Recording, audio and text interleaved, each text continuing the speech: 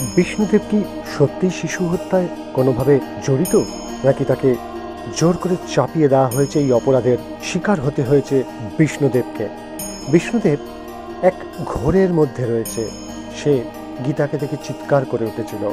গীতা যখন বলেছিল এই কেসটা আমিই লড়ব, তখন বিষ্ণুদেব অবাক হয়ে তাকিয়েছিল এবং বলেছিল আমার কিচ্ছু চাই না। কিন্তু এই কেসটাই গীতা লড়ছে। এই বিষ্ণুদেবের কেস লড়তে গিয়ে গীতা অগ্নিজিতের মধ্যেও এক বিবাদ শুরু হয়ে গেছে এবং গীতা এই কেসে লড়তে গিয়ে দেখছে সেখানে ধীমানও জড়িয়ে রয়েছে।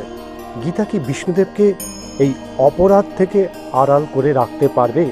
তাকে কি প্রমাণ করতে পারবে যে বিষ্ণুদেব কোনোভাবেই অপরাধী নয়?